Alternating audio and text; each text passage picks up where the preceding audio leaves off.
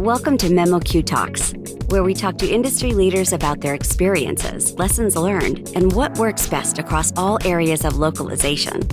Now here's your host.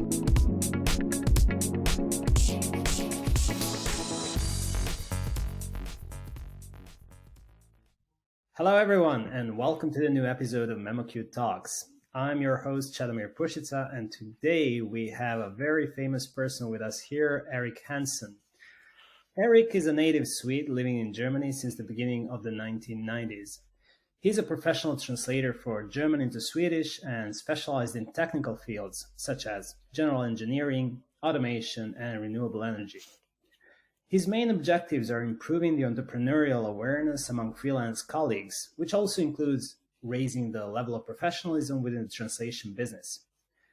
Next to these activities, Erik is also an active contributor on Twitter and the founder of the well-known Facebook group Things Translators Never Say, or TTNS in short, which currently has more than 15,000 members from all over the world. So, Erik, welcome to the show. It's such an honor to have you.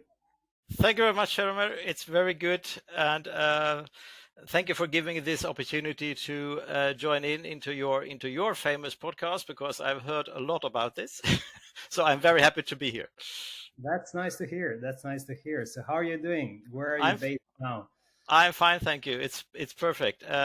I'm based outside Dresden, where I have been living here now since that day back in 1991 when I moved to Germany. I moved to my girlfriend, and 1 year later we married, and starting a family and everything. And next to that, of course, all my work and everything. And it was a crazy time back in 1991 because. As a matter of fact, I was at university, so my intention was to take a sabbatical year, and this sabbatical year is still running. So it's a very long year, but I don't think I will get back to university in Lund in southern Sweden.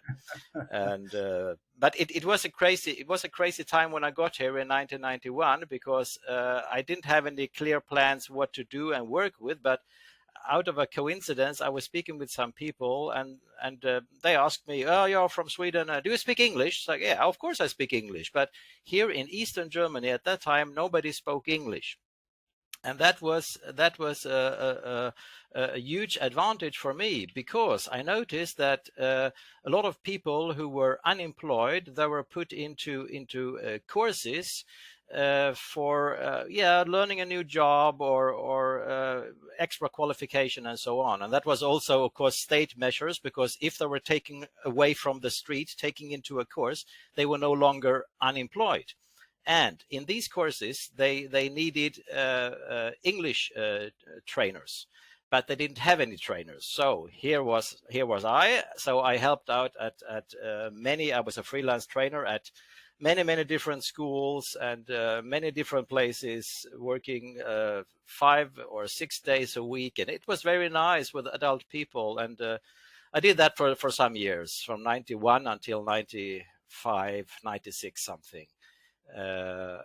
For quite a lot. And then 95, I started slowly with translation, but still parallel with this teaching activity. So about 98, 99, I had to take the decision which path should I take, either stay in the training business or carry on and developing myself or my skills within the translation business. So I said, okay, it's enough with training now. I will concentrate on translation business, and to some extent interpreting, but it has never developed very much. Well, I haven't advertised it very much, and it's not really something I am really insisting on doing. I'm more into translation than into interpreting.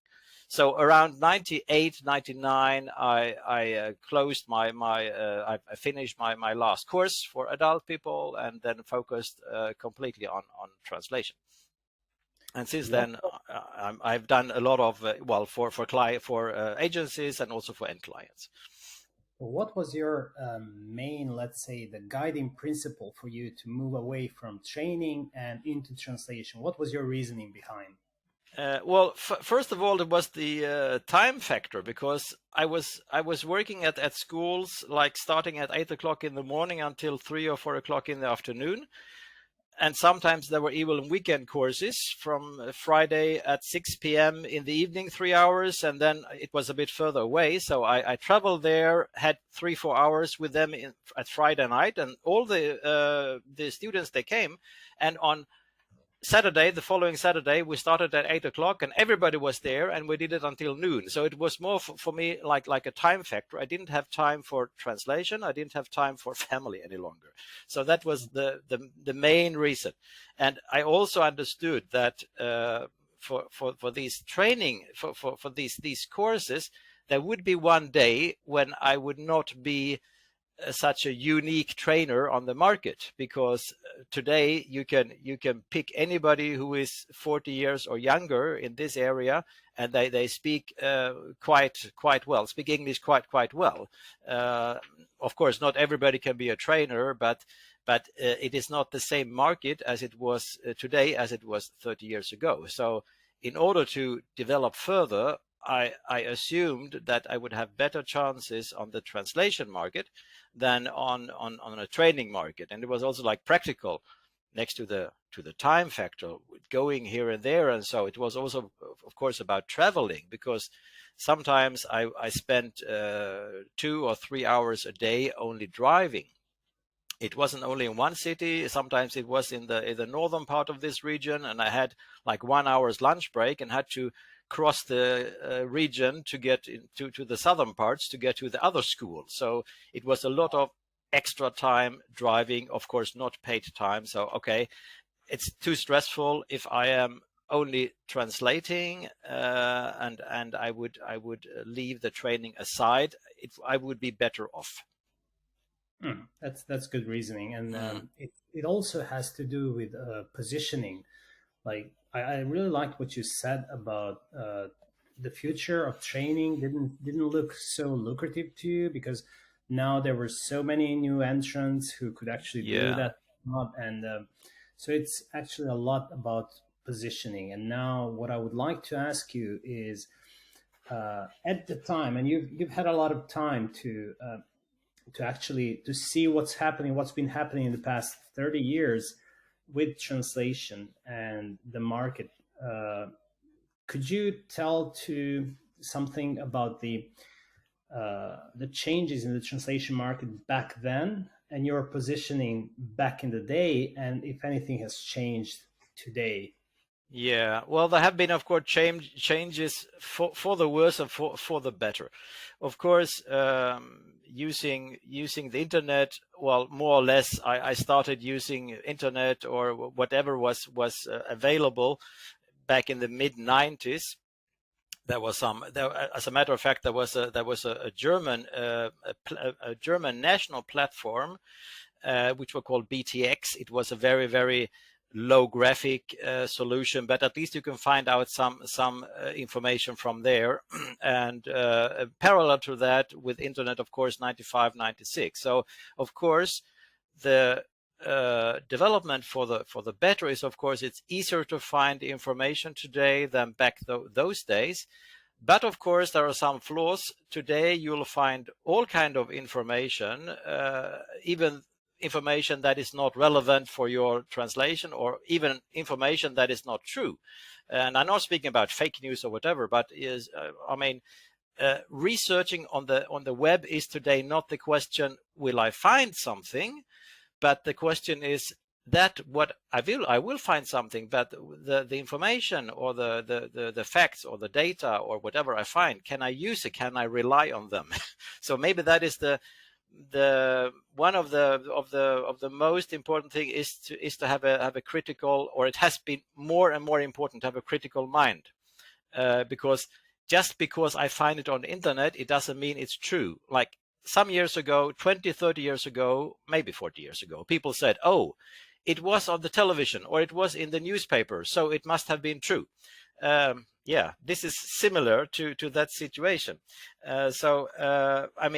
if we stay on the positive side, it is of course a huge advantage to find information very quickly and very easily, and it's it is if as long as you have a critical mind. But of course, this also leads to the more flaws, maybe more negative sides, that very much shorter deadlines. I mean, I have been around for some years, so I remember saving my translations on floppy disk, 3.5 inches floppy disks or disks, and just send them off via normal snail mail to the client, and they were happy if they had it 2 days later. Today, of course, it's not possible. If you are like 30 minutes too late with your delivery, they will just send you an email. The world is going. I mean, it's a catastrophe. Or they harass me on the telephone for 30 minutes or 45 minutes. So of course, it is a much higher pressure. Yeah, because we work faster, we can convey our information, whatever our deliveries or whatever we need to send over. Even questions, of course, questions can also be dealt with quite quickly. And of course, this is also reflected in the time in the shorter time we now have at our disposal for solving different tasks, for completing a job. So there are both sides, of course, which means, of course, that we are not, I mean, the technological development, it will get on and get on. It's not stopping here today, as we all know. So it will be interesting to see what's happening in 5 years and in 10 years, what we will have, if it will be everything about machine translation, or if human translation will still be required. I am convinced it will still be required in some form. That's something I would like to ease into right now. Okay. The future of translation, because as you mentioned, you started translating back in full time back in 1998, and that's quite a long time to see a lot of changes, a lot of shifts happening. And I want to see how you changed maybe the industries, if that happened, or the way you work. You mentioned, for me, these are all very negative developments, in the sense of the time is shorter, which means you have less time. There is definitely more stress and everything, but there is also, of course, a positive effect. But whatever it is, we have to find our way in it. So I want to see how you changed over time, and what do you predict for the future? Well, as a matter of fact, being a translator today means that you need to know how to use your tools. And if you don't have the tools, or if you have those tools, everybody told you to buy and this, but you can't use them, then I am afraid you will not easily be successful. Yeah, because the reason why we have our tools and have our skills, for example, in order to research, we don't have to research or find information. We don't have the time today to go to the city library and spend 3 hours there every day just to find the information, and we make notes, and then we don't have that time any longer. So we have to do that ourselves, and we need tools for that, and we need we need to know how to use these tools. Otherwise, we will not be able to work that efficiently. And of course, it's more stressful in a way that the deadlines are shorter, but we work faster also. So I think it's kind of win-win, because of course it can be stressful if you promise, or you say, okay, I'm sure I will be able to deliver this by Friday, in 2 days' time. But you're not able to. Of course, then it is stressful, because then you cannot fulfill, and you cannot easily get the picture of all the efforts you have to invest. Yeah, but over the time, if I look back today and what was like 25 years ago, or 20 years ago. Of course, there have been some changes. Some of those changes, at least on the German market, where I'm mostly active, is that the payment behavior. I mean, how quickly will they settle the invoices? It has sadly deteriorated. So it happens more often that I have to ask them, so, well, listen, what about the invoice? Have you got it? Of course, I ask, have you got it? Even if I am sure they have the invoice, but I give them a chance to tell me, no, please send the invoice again. I give them this chance. So I don't tell them you have the invoice now pay. I give them this chance. Have you really gotten the invoice? Yes, but we lost it. Yeah, okay. So I give them this little. I make this little bridge for them. So the payment behavior has deteriorated, but on the same time, I cannot say there are more clients that go bankrupt, or that the payment is missing completely. It's more like it takes longer time to get that money, and I have to run after money a bit more often today than, let's say, 20 or 25 years ago. But it is not that I lose more money today. There is some €100 a year maybe when a client decides to go bankrupt, or the client is not existing any longer. That is about the same level. But of course, then you have to look into, speaking about the money, we have to look into our expenses, or everything is getting more and more expensive, and not only with a current quite high inflation over the years, of course, as well. But if the rates stay the same, of course, we will have to logically have to work longer hours instead of working, let's say, 6 hours for the amount, for the same amount. We have to work for maybe 8 hours today, and that cannot be the core of my activity. So in that case, I would say we cannot change the market, but what we can do is to go looking for new and better clients. And that is something I always say in all possible situations when people ask me, so, well, looking for new clients is not a task you should start with when there is low business. Because then it's quite late. Because just imagine you start doing the marketing. Imagine you don't have so much work and you start doing the marketing. Of course, it can take, if you're lucky, within 1 week there can be a new client, and they say, okay, we would like to offer you. We have something to be translated, but it could take 3 months as well. So this is an ongoing task, acquiring new clients. Even if you have lots of work, take some 1 or 2 hours a week would be enough for acquiring, or at least doing some marketing. It doesn't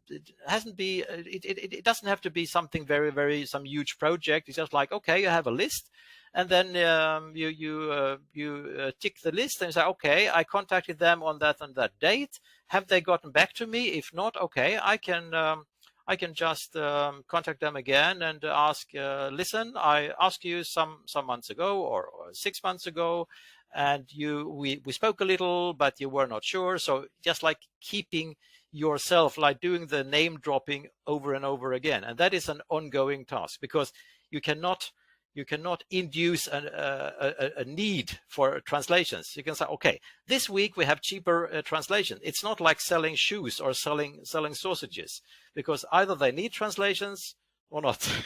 So it's a bit, you have to find that client in that very moment, or at least that client must think of you in that very moment. What have you realized were the best strategies when it comes to acquiring new clients? Is it email followed by a call, or just cold calling, or just meeting them, or simply, as you mentioned, advertising on social media? I don't know, your website, or a combination? Well, there are different strategies. In Germany, it's a bit tricky, because if you send cold emails in Germany, you could be sued. You could be sued because there is no business relation at all at the very start. So if you send out a mail, just it's like, listen, my name is this and this, and I would like to offer my services. If that potential client has a bad day, they could decide to sue you. So it's a bit in the gray zone, and the same applies to telephone calls, of course. So what I have been doing, I've tried out some other strategies or some other ways. For example, attending conferences, not translator conferences, but other kind of conference with representatives from those business sectors that were interesting to me. For example, within wind energy, going to a conference there, or some kind of, or only sometimes it's just a meeting. Sometimes there is a local open house at some company, and it has been arranged by the Chamber of Commerce. Of course, all those people attending such events, they are of course business people, and it's more or less about name dropping. It's not like going there and say, hello, my name is this, and I'm hoping you will now order translations from me. Of course it is not. It's just like, my name is, and this is my business, and by the way, here is my business card. And then of course it has to be a mutual interest. Of course, it's not only the one-way communication. Of course, you have to at least show interest what they tell you about their business. Of course, it can of course also be very interesting, because these clients, these potential clients, they could of course in 1 month or next week, they could be real clients for you. So such meetings, such events organized by Chamber of Commerce, they can be very, very attractive from an acquiring point of view. And then I have also written lots of snail mail mailings. But that's quite, it is possible, but it's quite exhausting, because it's so much extra work. And I don't have any statistics about the results from these kind of campaigns, but we are in the lower one-figure percentage. So and not for jobs, only for them contacting me again, asking for more information. So in the very end, it's quite low. But you never know, because when you send out your marketing stuff, it's not that they will come back to you within 1 week or even half a year. Sometimes, in some cases, there have been companies getting back to me after 3 years. Because they had the boss at the company, he had kept my business card that I had attached to my marketing stuff with the snail mail and so. I had 1 or 2 business cards, and he had saved that somewhere. And in the meantime, half of the staff had changed. The boss was no longer there, but the business card was there somewhere. So they got back to me and said, well, listen, we found your contact details here in the office and this and this. Are you still doing translations? I mean, this question, are you still into translating? Yes, why not? It's just like, are you still suffering? You know, so of course I tell them yes. As a matter of fact, I am. Can I help you somehow? And so sometimes it takes quite a long time. It's not something you should assume within weeks you get lots of work, but it's a long-term project, and you have to figure out the best way. And speaking about social media, I'm not really sure. I'm still waiting or looking for the best way to contact and to convince clients on social media, because where do they gather? Are they on LinkedIn?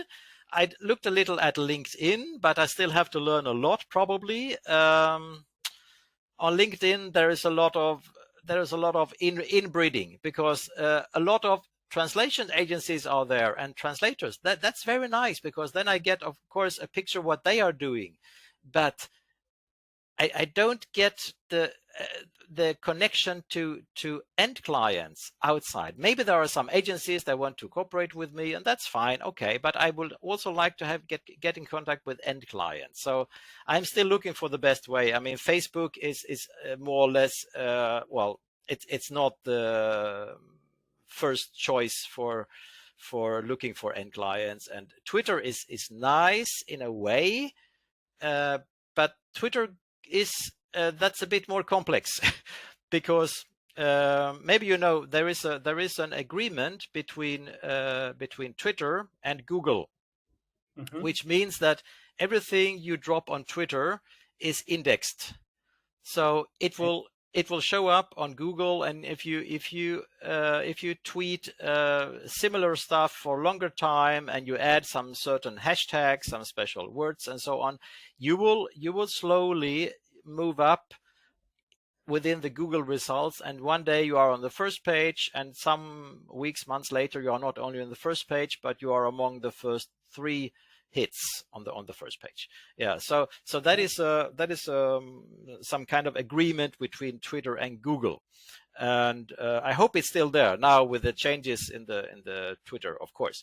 But it used to be very, very nice, because then you just go on Google. If I Google my name or my company, I sometimes do, and quite a few of those hits are from Twitter, where I have tweeted something. Wow. So that is quite a sign that it could be useful, because everything you drop on Twitter, all the tweets, they are open. Anybody can read them, can see them, as opposed to Facebook, for example. On Facebook, it is possible to make a so-called public post for everybody, for the whole world. That is possible, but it's more like an exception, because normally on Facebook you decide who is going to read, or giving the allowance to a certain group of people, your followers, or maybe you can make some restrictions, whatever, who is going to read this. On Twitter, you have to assume everybody can read it, as long as you don't block some people. That is also possible on Twitter, of course, but then you have to block each person manually. So it's like two different approaches. On Twitter, you have to assume it's for the whole world, or I pick out some people who are not able or should not be able to read it. On Facebook, it's other way around. Yeah. So maybe that is something to try out, and or linking people or mentioning companies on Facebook. I try a little with that as well, because on Facebook I have my private profile, but also my business profile. And now and then on the business profile I add some news from Sweden, in German mostly, because that is my market, looking for German companies who have plans to expand or simply enter the Swedish market. And because there is a reason for that, because Germany is the most important export market for the Swedish economy. So of course that would be my very, very best client, a German manufacturer looking for translators, looking for support, because they have plans to enter the Swedish market. So yeah, so we will wait and see. It's something that will take time, and probably just like with marketing, sending marketing with snail mail. If you send out 500 letters, maybe there will be 10 companies getting back to you, and from these 10 companies, maybe 4 will have some translation jobs. And it's similar on Facebook, because you can never measure marketing or marketing results. You don't know how many people read it, or what the impression, if they maybe saved it for later or whatever. It's impossible to measure it so exactly. But yeah, we will wait and see. At least I have enough work. That's important, and you mentioned so many interesting points here, and I will try to sum it up. Yeah. Practically, you're very strategic in your choice of industries, of geographies as well, adapting your social media presence as well to target those through posts, as you mentioned, in German about Sweden. And so, yeah, maybe we cannot measure everything perfectly, and maybe some results are aggregated over time, and then you just all of a sudden you start getting some responses, but you are very strategic about it. And so what I'm wondering now, for people who are, let's say, who cannot find their way maybe today, who are deciding to drop out of this industry as translators, who don't see it as interesting or attractive anymore, what would you say is the way to go? What should they know? Like, first thing, what should they know? What should they pay attention to? And also a question very much related to that in the future of translation. Why should anyone today study translation? And is there a future in translation? You did mention that you believe so, but where?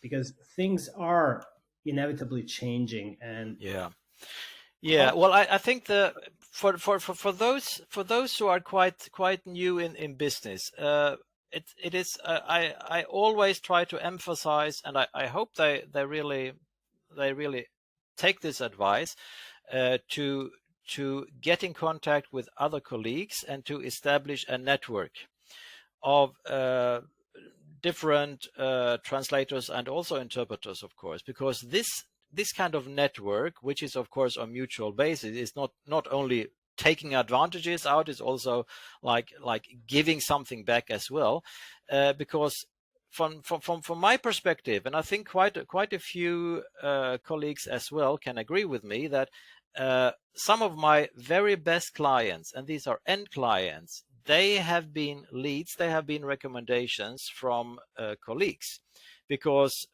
this end client, whatever, was working with a translator doing, let's say, Italian for many years, and then all of a sudden they required Swedish translations. So instead of them going to one of 1,000 directories on the web, wherever you can find anything, but there is nothing about recommendation, if people are experienced, if people are skilled in these fields, whatever. Instead of that, they asked their Italian colleague, and she told them, well, listen, I know somebody doing Swedish, and I've heard well about him. So she contacted me, gave all the contact details, of course, and I got on to this to her direct client, and since then I work for this direct client as well. And of course, direct clients or agency clients, we don't have to speak a lot about the rates. It's another league if you work for direct clients than for agency clients. That is logical. So of course, I am striving to find more and more end clients, and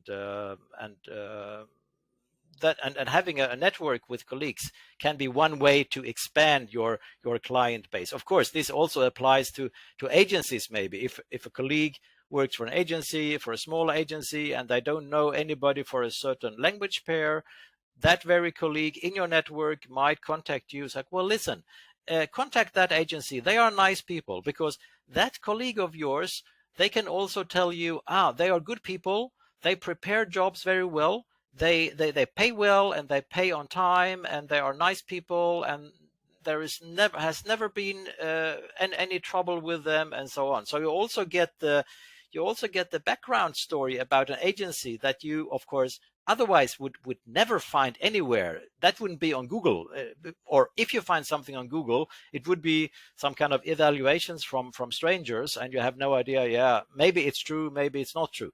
So first of all, establish a network with different colleagues. They can help you finding clients, and of course, as I told you, it's in both directions. And having this network also means that you get information, because some of them tell you, will you join me to the conference, to the translator conference? Or have you heard about that webinar? In 3 weeks' time, it's about this and that. Or are you a member of that and that organization? That's also an important thing, to be a member of some kind of translation association, not only one, maybe several, because then you can learn a lot.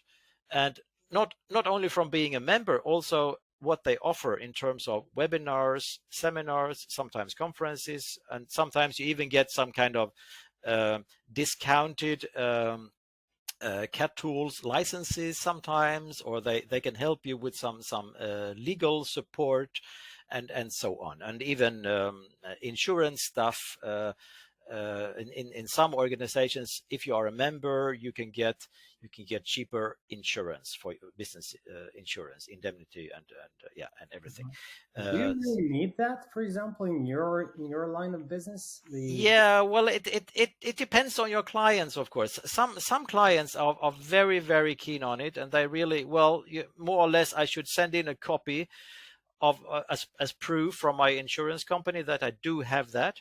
In other cases, when I fill out the application form, I have to tick something that I have it, but I have not asked. I have it, of course, but otherwise I wouldn't state I have it. But you only tick it, and you sign, you add the name of the insurance company, and they never ask. But at least you have it. So in some, well, it depends if the agency and any client, I would say end client as well, if they maybe they have had bad experiences in the past. We don't know the reason why they're asking for it, but I have heard of quite a few agencies. It's quite a lot of agencies that ask for that. So and yeah, so I mean I've had it for many years from the very beginning, and I would say it is depending on your clients and depending also on the amount and the size of the projects. It could be a wise idea.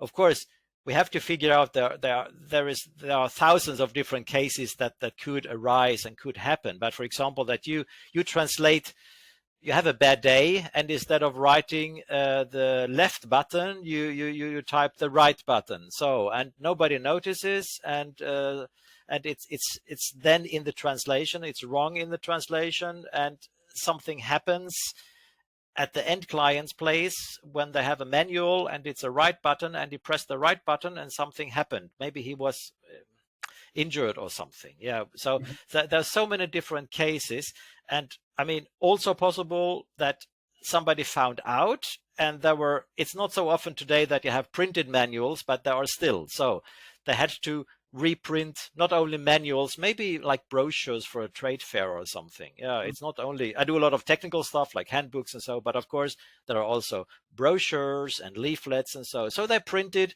10,000 leaflets for the trade fair, and there was something wrong because the translator had a bad day. I mean, we are all human, so it could happen, of course. Yeah, it could happen.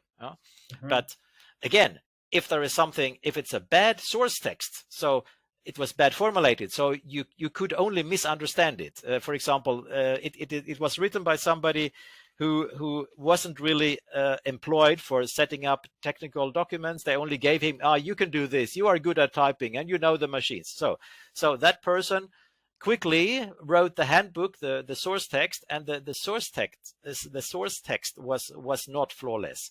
Then of course it is not the responsibility of the translator, but it's kind of minefield that sometimes you would need a lawyer or something. I don't want to say it is dangerous, but be prepared for anything.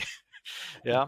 And it also depends, as I said, the size of the project. What kind of clients do you have? I mean, if you translate mainly for private individuals, lots of people, they translate birth certificates and driving licenses and marriage certificates and so on, then I'm not really sure if you need it. Yeah.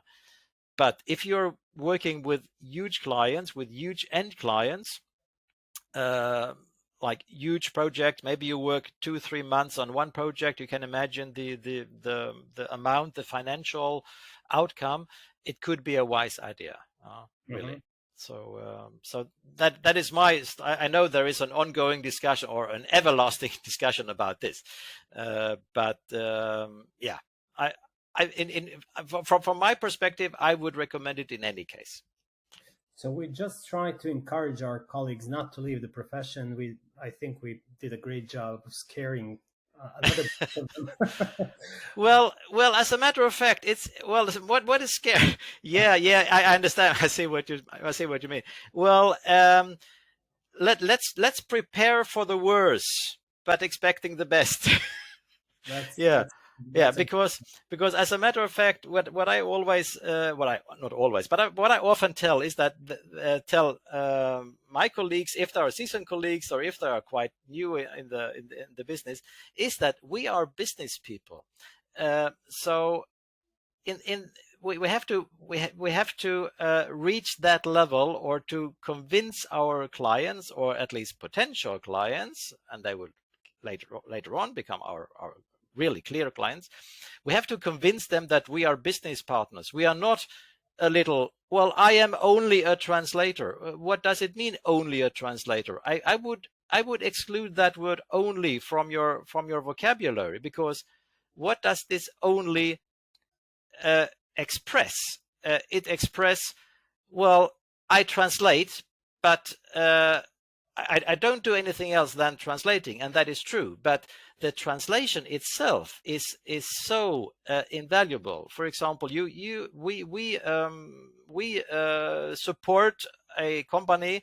We help them translating, for example, some kind of business letter to a new contact they have abroad. So okay, and there is some kind of communication, some correspondence with them, and so on. And after half a year, your client, the company you have been translating for, they are expanding, they are starting selling products, they are starting exporting products to that country, or maybe they even open a second factory abroad, and so on.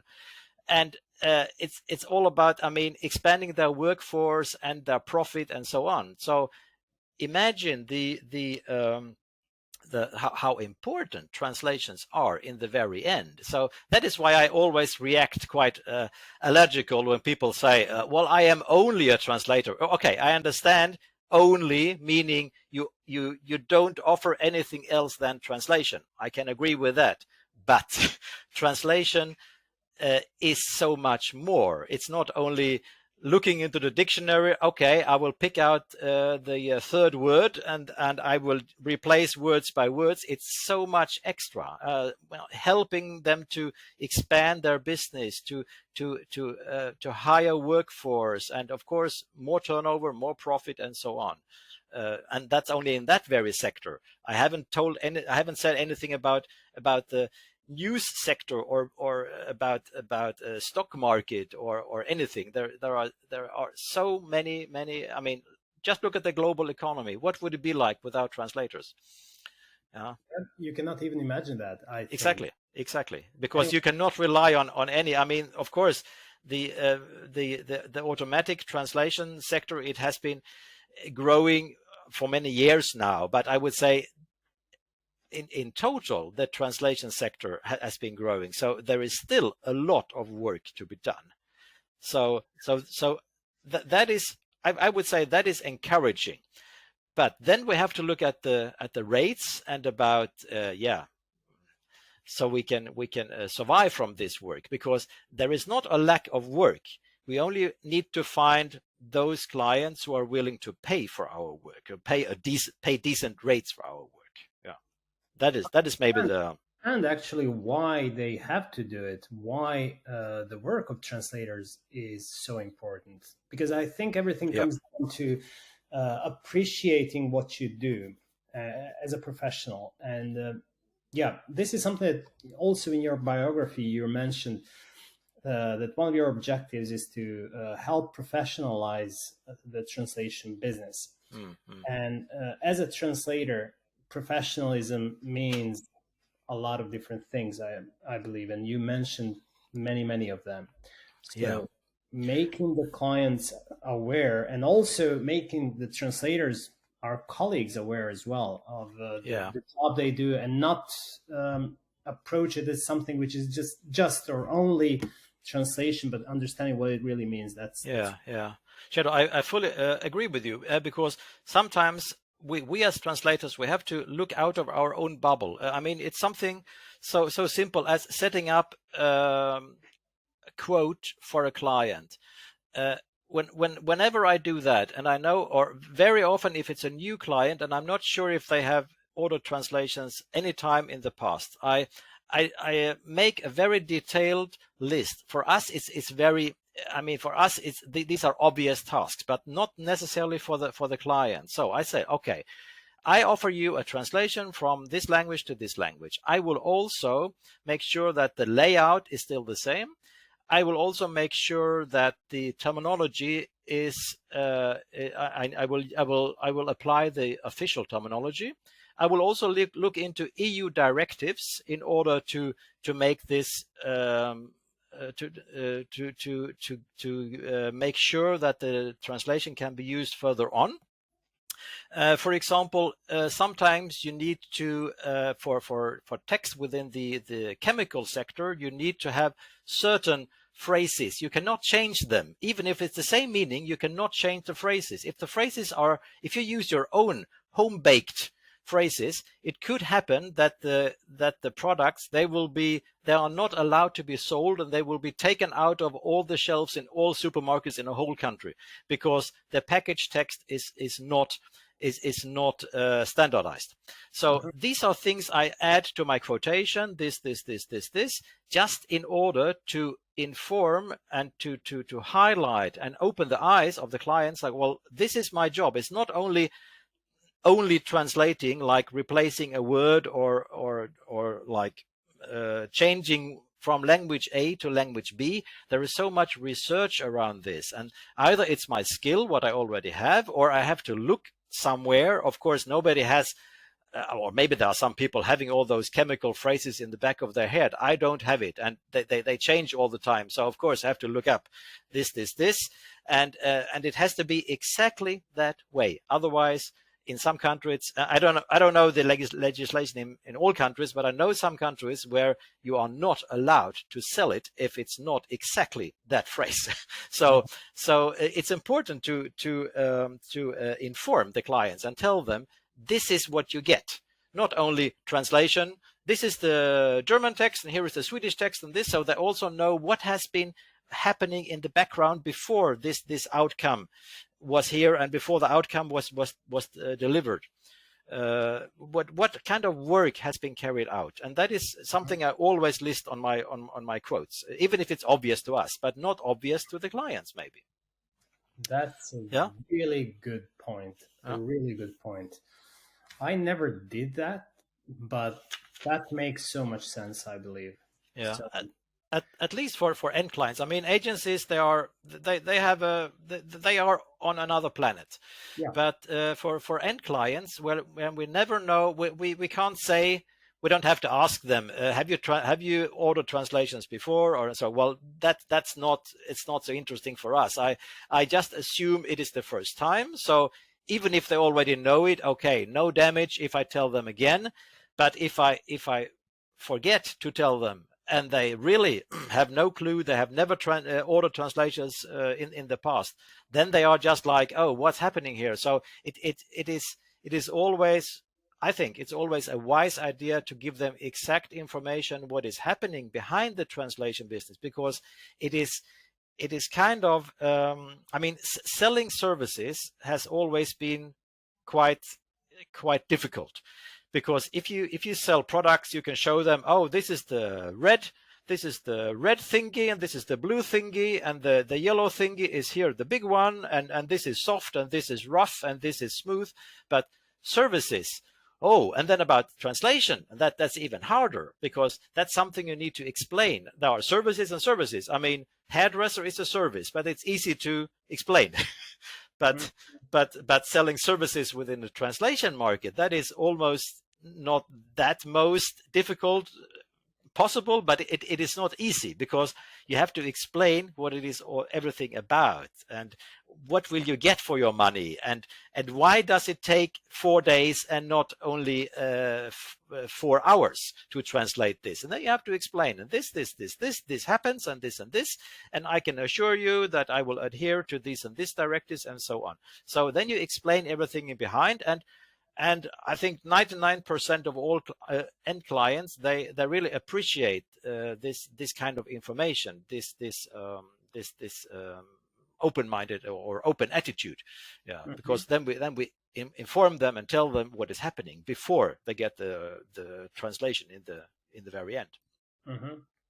Absolutely, this is a great takeaway for me. Definitely, even though I've been in this industry for more than 20 years now, but this is something I really will use in the future. So I hope our listeners will also. Yeah, I hope so.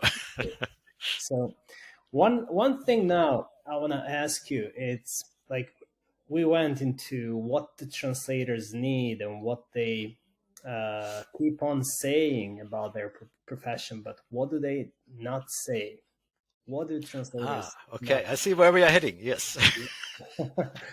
Oh, yes. There are many things they are not saying, or let's say that there are quite a few things they should not say to their clients. They can say them in another group or in another setting. And it was almost 10 years ago when I set up the Facebook group Things Translators Never Say. It was one of those days when I was quite fed up with my clients, and I said to myself, this is surely not something that I am alone with. There must be the same, or probably the same, or at least similar situations for many other colleagues around. So I just set up more or less for fun, just like, okay, let's make it like 100 or 200 people. I invited some of my Facebook friends, and then here and there.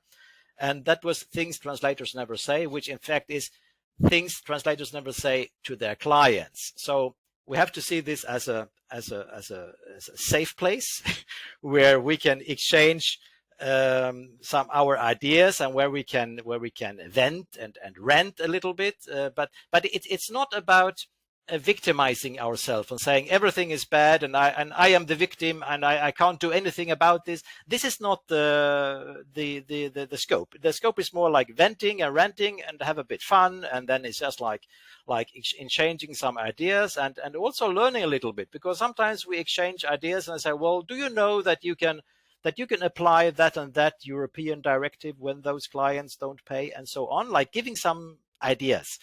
And that's also a way for members to learn and also to share, and they can of course share their sunshine stories as well. So it's not a negative kind of attitude or atmosphere in that group. It's more or less like ranting and venting and letting off that steam and so on. And that is in this group TTNS. And I love it. I think so many colleagues develop great friendship and a network. And I met a lot of people from that group, and you can realize how many creative people there are when they craft these messages, which are so much fun. It's really amazing. And exactly, that's and great. It's awesome because you also then try to go to conferences together. You make, you agree on where to go, where to meet in person, because that's a whole other level, of course, because we all work in many different parts of the world. So yeah. And I also don't want to miss this. Like, we have some very, very good traditions there. And yes. Now that you mentioned, I haven't forgotten, but now that you mentioned, we have some different traditions. Well, there is the weekly tradition which is called Beer O'Clock, and that is every Friday afternoon. And when we Friday afternoon in the Central European time zone. It's a global group, so of course I can understand that the colleagues in Japan, maybe they're already sleeping, and the colleagues in Los Angeles, they just had lunch maybe, and or maybe even breakfast. So but at least we say, okay, we have to decide for one day, and this Beer O'Clock tradition means that I as the founder of the group, that I in Friday afternoon about 4 or 5 p.m. I just drop off a short post with a short picture of something beer related, and I say, okay, I herewith solemnly declare Beer O'Clock. And after that, anybody may drink, of course, also before. It's more like a jokey stuff, and it doesn't have to be beer. It can be gin tonic or red wine or even tea or coffee or whatever. People can drink anything, of course. It's the beverage. It's more like this sense of community, because then we gather together and it's like, oh, it's Beer O'Clock. Oh, it's just like the threshold to the weekend. So now we just like, it's beer o'clock. Beer o'clock has been declared. So it has happened even that I was it was 7 o'clock and I hadn't declared it yet because I had some other things to do, and people start writing to me, Erik, what's happening? Are you ill, or is something bad happening? We are waiting for, and we don't want to start drinking before. So okay, listen, it's a bit crazy. So yeah. And you never mistook the day of the week and asked you that on a Thursday or Wednesday or Tuesday? Well, sometimes there are like beer posts in the middle of the week, but we try to restrict this to Friday, because otherwise we will have wine and beer and whiskey every day, and we don't want to. I mean, it's of course. Some people say, well, I do not drink alcohol. That's perfect with me, and I don't want to put in some alcohol content every day in the group, because it's just like, well, we need it every day. It's just like this beer o'clock. It's a contribution for raising this community, and I have discussed this with my co-admins, with Dana Sabados and with Gerard O'Donnell. They're making a fantastic job, and we have like a daily. There is a I don't know, thousands and thousands of messages in the Facebook Messenger, because we always add and add. So this has been going on for 4 years or 5 years now. So you can imagine the length of that conversation, because we always write in, so, well, what do you think about that application? Or can we please discuss this and this and this? And so it's an ongoing discussion, and it's really everyday communication, and it works very smoothly. And I'm so happy that I have Dana and Gerard in the team as well, because otherwise it simply wouldn't work. It takes too much time, and even if it happens very seldom that there are problems among the members.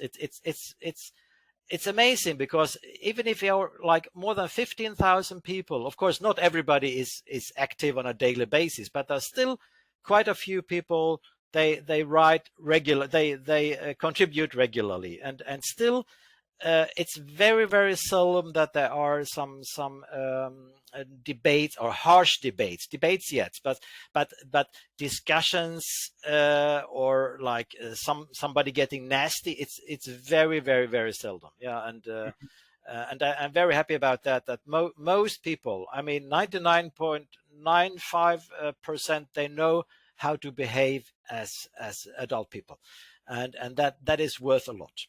That is worth a lot. And also about speaking about the content about beer and not having beer in the group every day. Of course, anybody can have beer at home without the group, but there are also some spin-off groups. And for example, there is one spin-off groups from TTNS. Like they started because of certain content or because of certain initiatives on TTNS. For example, there is one group, Translators with Cats. And cats, like CAT, cat tools. So with this word game with the cats, with the pets, and cats with the translation tools. And this Translators with Cats was founded by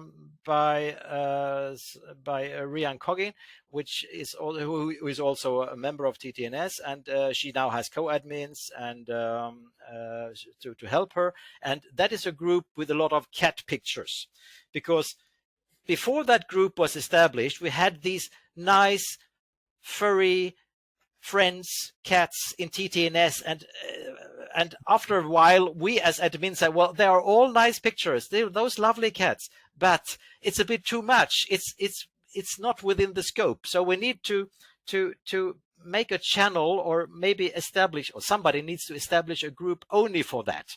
So that was the reason because of that. And there is another one. It's not very old, maybe 2 years old, something. It's called the TTNS Travel Agency. Mm-hmm. And the TTNS Travel Agency is only dedicated for TTNS members. So if you want to join the TTNS Travel Agency, you first have to apply for TTNS, and then approved, and then you can get on to the next one. And the travel agency is more or less like a meeting place where we can exchange ideas about traveling, of course, and even set up or arrange meetings among TTNS members, or some members can help. Oh, you have to go, if you are in that city, you have to see that place, or you have to go to that restaurant, or I can even help you with picking you up from the airport, or I can even offer you a bed for 3 nights, or whatever. So that's also a part of this TTNS community way of thinking. And this is also a very nice spin-off group. Nice. Now, so many things popping up, but before we go into some of those, which I will go back to, I would like to ask you, like, going back to our clients, let's say, what is your ideal type of client? Like, ideal, somebody you can explain like in 3 words, 5 words, or whatever. Like, how do you imagine an ideal client? I would say an ideal client is a client who shows respect, that they understand that we are their business partners, and at eye level we are not a part of their workforce, and we also need to take vacations. We also need our weekends. Of course, if you signalize to them that you are ready to work for the weekend, some weekend, and whether you charge extra or not for that is up to you. But if you signalize that, then it's fine. But there are some clients, I have some agencies, and they appear every Friday at 2 p.m. and they always ask for a translation until Monday noon. And that happens has happened not only once, it has happened, I think, 6 or 8 times. They appear at Friday afternoon and they want something for Monday noon. Okay, so I tell them if it's possible or not possible. If I have lots to do over the weekend, or even on Friday and Monday morning in other work, in other jobs, I just tell them, okay, I acknowledge that I have received your job. That's fine with me, but let me suggest Tuesday instead. So that is one of those. Well, they are, otherwise they are nice. It's just like this time planning. I understand that some agencies, they have to adapt, and I mean, if they get an urgent job from their clients, there's not much they can do apart from putting urgency on this and sending to me with urgency. Of course, yeah, I understand they are in the middle of this process. Yeah, so that is of course obvious. But I would say the most important thing is respect, because within this respect, it's their behavior. It is also about the rates. If we are speaking about rates, either I can signalize like half a year before, by the way, I will raise my rates now on the 1st of January. So you have time to discuss with, if I'm speaking to an agency, and I tell them, now you have time to discuss with your end clients, or somehow you have to figure out. So it's not, also from my side, I'm also, I don't give them only 3 days to implement the new rates. I give them enough time. Yeah. So that's also a bit about the fairness on both sides, of course. And I think that's also a part of this very important word, respect. To show respect for everything. And of course, not only the rates, also paying the invoices on time. Why should a translator, the client, they are assuming, and they are really insisting on a delivery before or on the deadline, is surely. But when it comes to payment, that's not so important. So it should be on the both sides. I deliver on time, and I would pretty please like to see the payment on time as well. Yeah, that is the part of the deal. then both partners, they have fulfilled their parts. So that is what I would say about the most ideal client, and that can be an end client, it can be an agency client. I do not translate anything for private individuals, because most of them, they require, as we told earlier, about birth certificates and driving licenses, and for that case they need a certified translation, and I don't have this certification. At least in Germany it is necessary to be authorized, and I am not. So logically I do not translate that stuff, and that is mostly what private individuals, what they are asking for. So I'm working mainly for end client, for agencies, and for some end clients I would also like to work for more end clients, of course, because of the rates, but it takes a lot of more efforts to find an end client than an agency. And I think that is also depending on the language pair you're working within.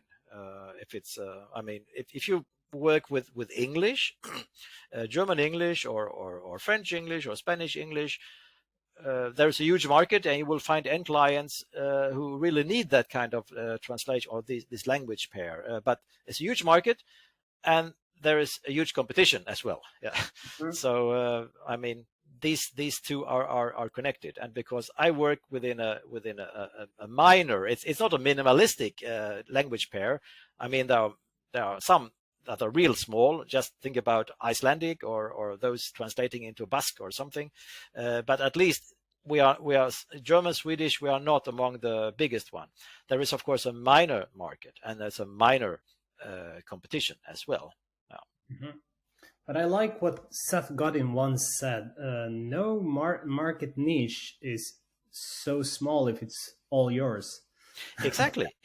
Yeah, because you're absolutely right. Because even if it's a small niche, if it's all yours, or if it's a very small competition, then it's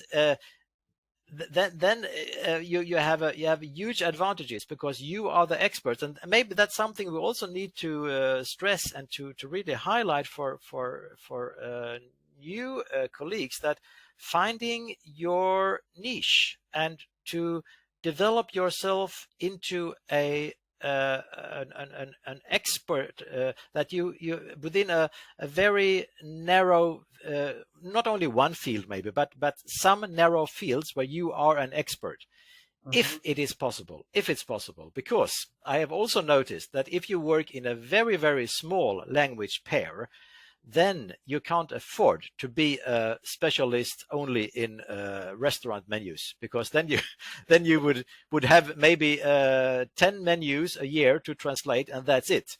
So if you translate from Spanish into English, or anything with English, I think the main EU languages and English, whatever, you will have a huge market. Then it's you will also find your niche areas. But if it's a minor language pair, you can of course also establish your niches, but they have to be more. Otherwise you will be an expert in something, and you will not find any clients, or very, very it's very, very difficult to find clients in that, which means you have to look for a very long time until you get your first job. And who knows, it's one job, and you don't know is this an ongoing job, like will I get something from them every month now, or is this just like one shot and that's it? Then the question, like, are you still doing translations? Maybe makes sense. Are you still doing translation? Well, depending on those people who they are, when they ask me, I just often bounce back and ask them, are you still a lawyer? So there is no money in being a lawyer, or there is no money in being an engineer. So because they have this perception, or maybe misperception, that being a translator is something. There are lots of opinions and misperceptions about translating around. Like, do human translators, are they still?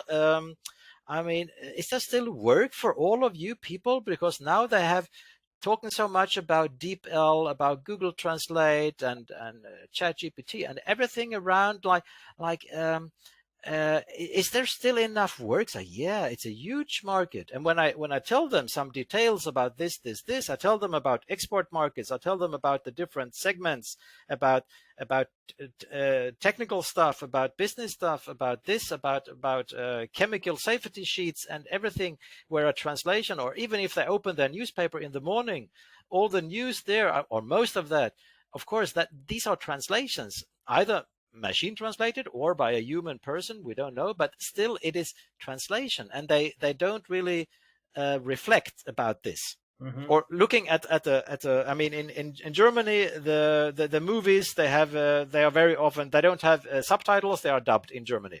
So mm-hmm. Of course that's also a translation, because somebody made the script and with all the text and translated this and gave to somebody else to dub it. And so in Sweden we have the subtitles, but apart from some certain steps, of course, it's also a translation, some special mm-hmm. kind of translation, because you have to make it more, have to compress the text, of course, and so on. So, and a lot of people, they don't realize that we're speaking about translation there as well. Yeah. So that's quite fascinating. They trigger me quite well.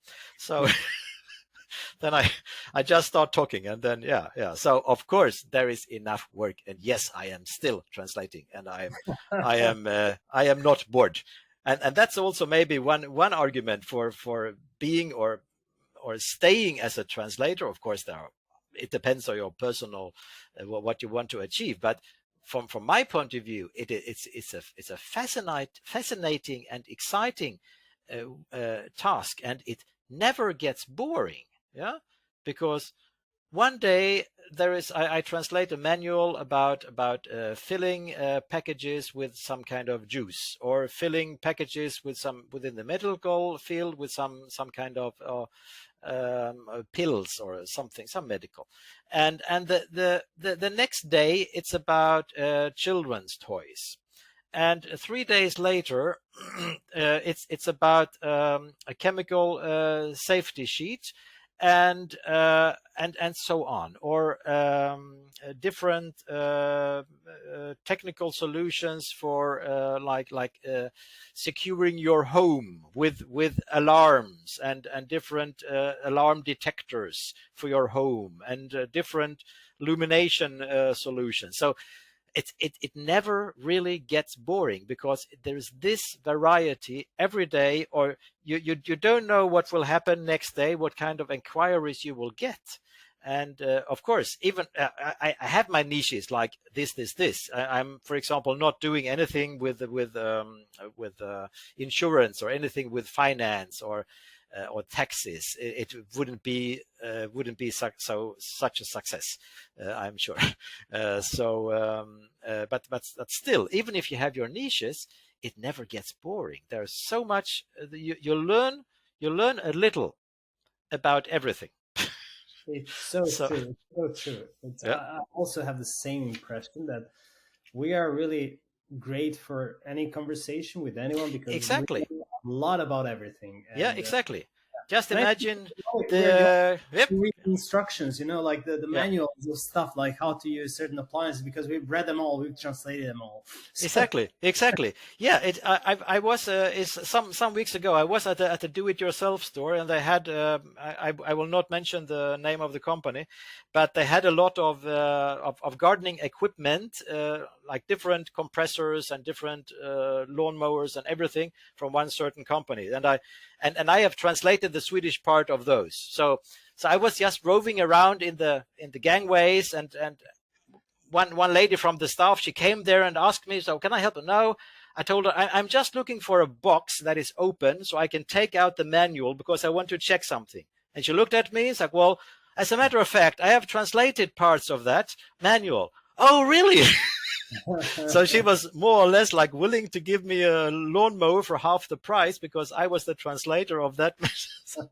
So once you explain to people about translation, what it is all about, and and also, I mean, they are not aware of the fact that translations are for everybody have a huge impact on their life, and because without translations, again, nothing would, or we would have a completely other world. But a lot of people they really don't know. So in that moment when I told the lady, and her eyes were just like shining, it's like, yeah, because I translated that, or not the complete manual, because it's a manual of 22 languages, but I translated the Swedish part of that, and I just wanted to have a look because I am curious and I want to look if it's fine, or yes, so we can open a box here and I'll give you, yeah. And so that was very, very nice and very, very friendly, of course. Yeah. So once you explain what it's all about, it's not so abstract any longer for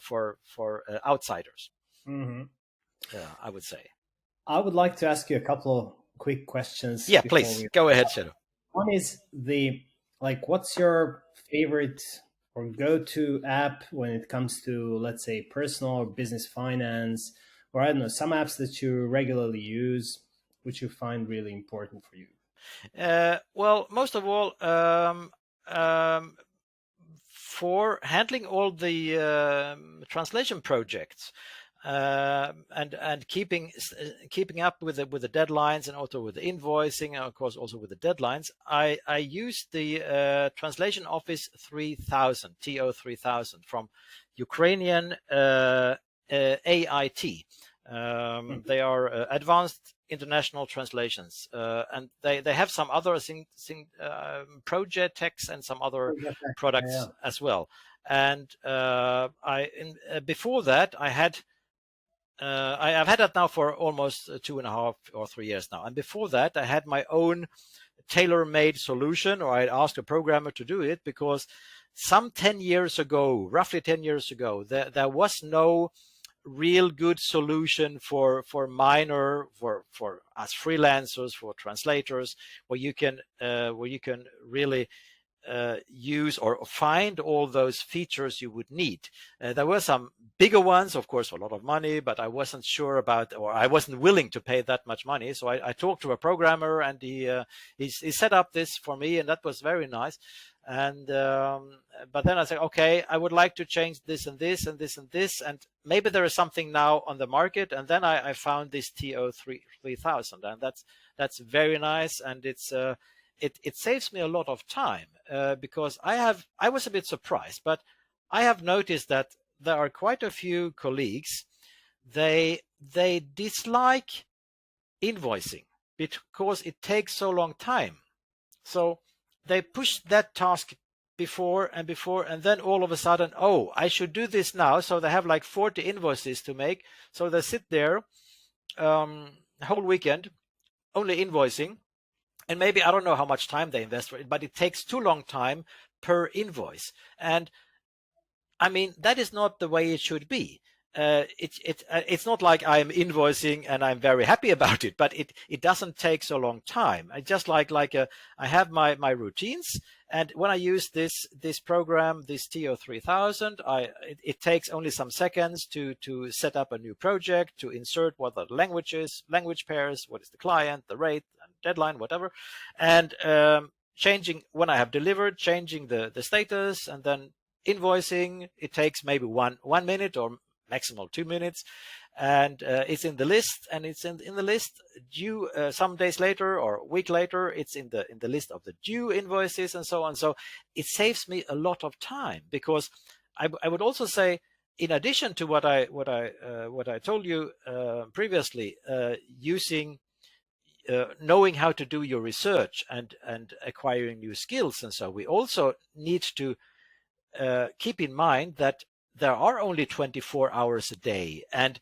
if I invest, let's say, if I invest 3 hours for invoicing instead of 30 minutes, 2.5 hours lost for translation, for going out with the dog, to spend time with your kids, for cooking, for sleeping, or doing gardening, or whatever. But this, you will never get back that time. So that is also one of the very reasons why we have to, no matter what kind of tools, but if we have the tools, and then we should at least know the basic features in order to save time and be more efficient. It doesn't mean we have to work long hours and fill out these hours, but we can spend our time wisely, because as a matter of fact, when we translate, or these are all tasks, invoicing, and so it's our working time, so we have to take that into account when we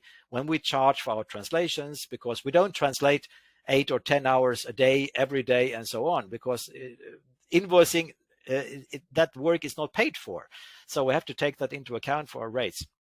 As a matter of fact, we don't sell our words, we don't sell lines, or we don't sell pages or anything else. We sell our time, and it's up to us to decide and find out ways how to spend our time wisely. And that is, for example, by having the right tools and knowing at least the basic features of the tools. Because otherwise it's more like, yeah, I have the tools, but I don't know how to use it. Yeah, that is nice to have, but of course you should, of course, nobody can know all features of any tool. But if you know the basics, and you have invested money in buying the tool, you have invested time just to install it and make it running. Maybe you have to invest time just to set it up with your data, and maybe have to adjust it for your needs and so on. But then the next step is, of course, to learn how to use the tool efficiently, because that is up to us. We are business people, and we are responsible for that. You can't blame somebody else for that that it's not done, or that is done in a false way. It is up to us. We have to take this decision, and we have the responsibility for that. So that's why I'm saying, spend your time wisely. That's very good message. Now, a question I really love asking everyone, and I'm always taking notes, is your favorite books. Like, books doesn't have to be anything on, like, how to say, professional or technical. It can be just whatever. Well, there are like two areas where I'm quite one is about I'm quite fond of thrillers. For example, of the famous author Nesbø. I think it's a Norwegian guy, and also some Swedish thrillers. Normally there are lots of Swedish criminal authors lately, and I always buy the original in Swedish, of course, whenever I get the chance. So, and that is more like 6 months or maybe 1 year before they appear on the German market with the German translation, of course. Yeah, so that is one area where I'm quite keen on reading whenever I find time reading, because there are magazines and newspapers as well, and all of a sudden you notice I have read quite a lot today, either on the screen or somewhere else. So, and the other area where I'm quite fond, that's more into history and into political stuff. Because there was a time when I was studying, and then I took my sabbatical, and I was within political science.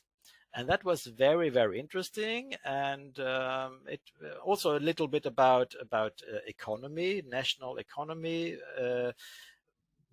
How do you have to deal with certain issues in a state in order to thrive and make most people happy, population happy, and also without this political science, which was a lot about between the states, what have been done so far, and there you have the historical aspect, and what can be done, and what is the road taking here in order to achieve this and this in society. So it's a lot about society as well. So these are the two areas where I read quite a lot.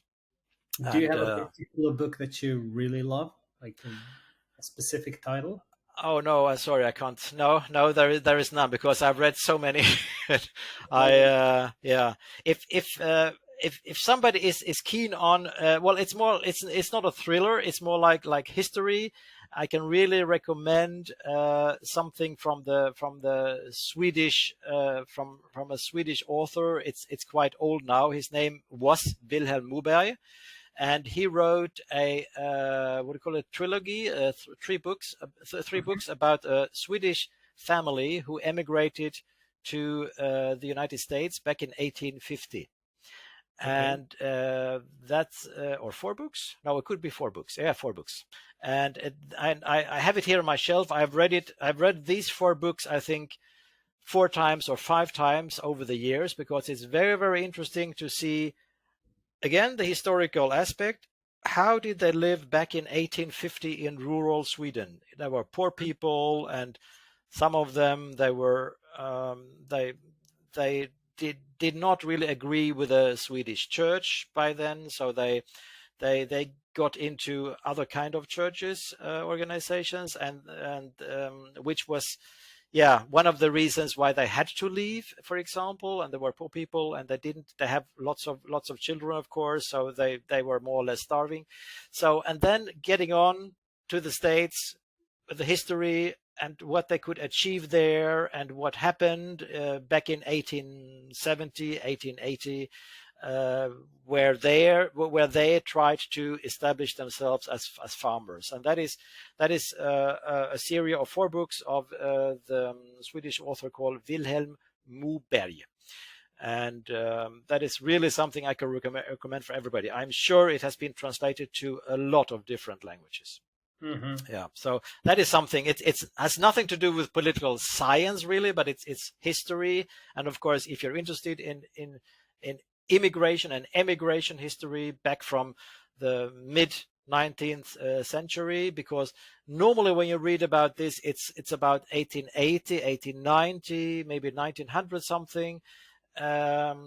But there's not so much about earlier emigration. Well, earlier 1850 is there was quite another situation back then than 40, 50 years later. And it's quite interesting, because in my family we have always been doing, or my parents mostly doing, some genealogical research about the family. So of course I get that was this, and I can just get some connections with the family stories, who emigrated and what happened with them when they got there. Did they stay there? Did they were they successful, or maybe they even got sick and died, or some of them went back to Sweden after 10 years, after 15 years. They went back and they had lots of money, or they went back and they had nothing. That's quite interesting, because it gives you some kind of personal connection between this fact and fiction. Mm-hmm. And that's the historical as well. Yeah, because, and otherwise I read a lot. Yeah, so anything. When you speak about this period, I really, it came to my mind, one of my favorite books from the period is called, it's by Serbian American guy who is Mihailo Pupin. I don't know if you ever heard of him, but he has this amazing book called From Immigrant to Inventor. And it's amazing. It's really about this period. It's about the Serbia of the time, Austria of the time, Austria-Hungary of the time, Germany of the time, England, and the US. It's crazy good. I really love it so much. Oh, and that's interesting. Yeah. It is. Yeah. And just when you mention this period, like when you go back in time, how things were, it's perfectly, perfectly describes the era. Oh, yes. Yeah, you're absolutely right. Yeah, because then you get into, I mean, in this story from Vilhelm Moberg, some of those people who emigrate, or some relatives from them, they decide that they don't want to be farmers. They go for gold hunting instead. Yeah, so they head to Klondike and try to find gold, but they are not very successful. And some of them, they really try to return home, but they have no money, and yeah. So it's really interesting, and it's I think he made a lot of research among Swedish, or among the ancestors of Swedish. Well, those in old church books in Sweden, and also from those relatives still there in America who could speak Swedish. Yeah, even if they had, I mean, that was maybe in 1930, 1940, and there were still people around in the third generation or second generation after the immigration, and they could still speak Swedish. So he made his research with those relatives as well. So it's not everything fiction. There are also small parts of facts as well. For example, when did they establish that railway, and what happened? When did they open that gold field, and how successful were those men who went, or also women who went there? Did they find gold, or was it only a very small fraction of people who found gold enough to be wealthy, or just to survive, or what happened there? Yeah, so it's very interesting. Yeah, and I will check that Serbian author you mentioned. So yeah, I will share the link of that, and yeah, I'll please do. also of the book you mentioned in the show notes. Yeah. So it's super interesting to people, I guess. So Yeah. one more thing, where can people find you in conferences? Which is your favorite conference? Do you go speak? Do you have any speaking assignment already? Yeah, well, the next assignment I will be the keynote speaker at the XL8 Cluj conference in March in Cluj in Romania, and that will be end of March. And so that will be my next conference I will be attending. And in my calendar there is in May there is this BP 23 in Utrecht. I have not yet decided if I will take the online version or if I will be traveling there. I will still have to figure out how if I have enough time to get there. And there are more conferences. Oh yes, there is another conference in Romania in November. There will be the IAPTI conference in November in Timișoara in Romania. And you actually were the speaker, if I remember well, in YAPTI conference in Argentina once. Yes, I was the keynote speaker at the IAPTI conference. That was back in 2017 in Buenos Aires, and that was really nice, and such a nice experience. Lots of nice colleagues, and also of course some fringe events, and my wife joined me there. So after the conference, we had some time to travel the country, and that was really, and the first time in Argentina, and that was really nice. So I mean, that's a perfect way if you can, if it's possible, if you have time, and if your partner can join you, whatever, that going to a conference and then adding some extra days on top, or before, of course, because you are there anyway. So Sure. So if you stay there for 1 week or for 2 weeks, and you can just spend your holiday or one of your holidays, whatever, there, because you are there anyway. So and I mean, that is one more fascinating thing. If you can work from underway, just you have your laptop, not necessarily to work every day wherever you are, but you can just, okay, I will put in 1 or 2 days of working when I'm traveling, and the rest of the week I can do travel stuff. Yeah, so that is also fascinating that we can be very flexible. It all depends on us, because again, it's up to us to figure out the best way how to work. I know some colleagues, they say, well, I could never imagine working with a laptop, or I need my desk at home, and that is the place where I work, and when I travel I don't want to work. It's perfectly fine. I can understand it, because that is all personal, of course. And then there are some people say, oh yeah, I am very keen on this workation, working some days, vacation some other days.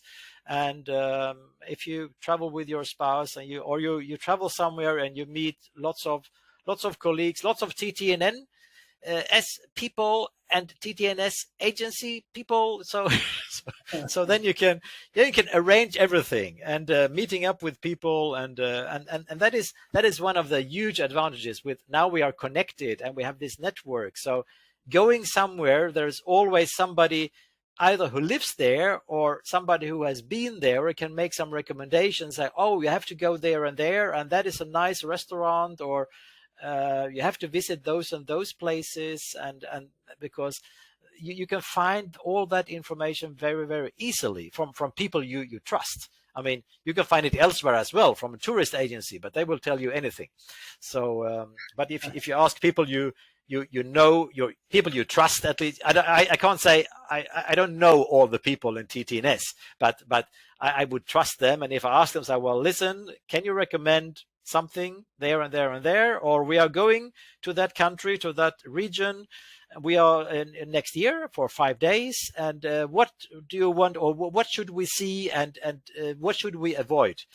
And that's very often something, or I mean, there are often topics coming up, and colleagues and friends, they say, well, you have to see that, and you have to go there, and by the way, there is a festival in that week, and so on. Don't forget that, but get your tickets in time, and so on. I mean, these are extra information you would not so easily find yourself on your own. But if you have somebody, they tell you, at least, maybe they don't live there, but they know the place, then it's really, really worth it. So Erik, last question, very much related to travel. Where did you park your yacht? Well, there's not only one yacht, so well, let me hear more about that. Quite often it's Curacao, quite often, but I can also recommend the Andaman Sea. That's also a very, very nice place, and it's really a nice climate. And the Andaman Islands, that is Indian territory, so you can pay with rupees there. So there are many different places, but of course the yachts, it's a bit difficult using the yachts when I go to Romania. So I will have to find an alternative.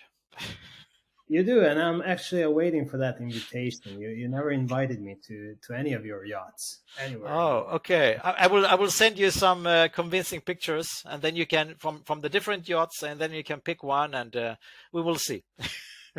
Perfect. Good idea. Okay. Erik, thank you so much for being the guest of this podcast, and to everyone listening, thank you again. Yeah, Shadow, thank you very much for having me. It was a great experience, and all the best. Thank you for joining memoQ Talks, where we talked with industry leaders about their experiences and lessons learned to gain new insights about what works best across all areas of localization. Join us next time on memoQ Talks.